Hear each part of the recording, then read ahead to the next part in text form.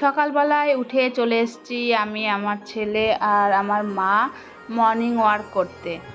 আমার ছেলে প্রতিদিন মাঠে আগে আসতো, কিন্তু ঠান্ডা পড়ার কারণে কিছুদিন আসেনি। তা এখন আবার মাঠে আসা শুরু করেছে, যেহেতু গরম পড়েছে। আর মাঠে এসেই দেখো কত সুন্দর সূর্য মামা উঠছে, দেখেছো? কি সুন্দর লাগছে না দেখতে? দারুণ লাগছে কিন্তু আমার। এটা আমাদের বাড়ির কাছেই মাঠ। তা এখানে অনেকে আসে মর্নিং ওয়াক করতে, ব্যায়াম করতে, হাঁটতে। তাই আমরাও আসি প্রতিদিন, তবে এই মাঠে হয়তো মাঝে সাঝে আসি, অন্য কোথাও যাই। তা ছেলে যেহেতু আবার আসা শুরু করেছে মাঠে, তাই আমরাও আবার আসা শুরু করেছি। তাই এসেই এই যে দাঁড়িয়ে পড়েছে সকালবেলায় জাতীয় সঙ্গীত করতে। সকালবেলায় জাতীয় সঙ্গীত করেই সব বাচ্চারা বড়রা শুরু করে এখানে খেলাধুলা। তাই ওরা দাঁড়িয়ে পড়েছে জাতীয় সঙ্গীত করতে, তারপর খেলাধুলা শুরু করবে। আর এদিকে আমি আর আমার মা হাঁটছি। তো সকালবেলায় হাঁটা শরীরের পক্ষে খুবই ভালো, সেটা তোমরা সবাই জানো। যারা মর্নিং ওয়াক করো তারা তো জানোই, তাই না? যারা করো না তারা কিন্তু অবশ্যই সকালবেলায় মর্নিং ওয়াক করবে, এটা শরীরের পক্ষে খুবই ভালো।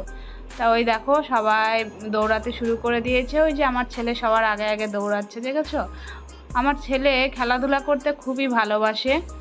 তা বাড়িতে ছোট জায়গার কারণে হয়তো খেলাধুলা করতে পারে না, তাই ওকে মাঠে নিয়ে আসি। 5টা বাচ্চার সাথে মিশে খেলাধুলা করে সকালবেলায়, ওর মনটাও খুব ভালো হয়ে যায়। তাই ওকে প্রতিদিন মাঠে নিয়ে আসার চেষ্টা করি। তাই ওর কিন্তু খুবই আগ্রহ মাঠে এসে খেলাধুলা করার। দেখেছো কি সুন্দর সবার সাথে মিশে ব্যায়াম করছে, খেলাধুলা করছে, তাই না? বাচ্চারা বাড়ির মধ্যে সবসময় কি থাকতে বাসে না।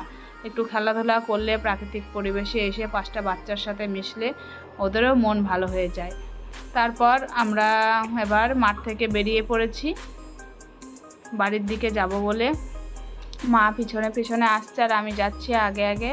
তা যেতে যেতে দেখি প্রচণ্ড কুয়াশা পড়েছে। সকালবেলায় তো দেখলাম কত সুন্দর সূর্য মামা উঠেছিল, কিন্তু হঠাৎ কুয়াশায় ভরে গেল চারিদিক।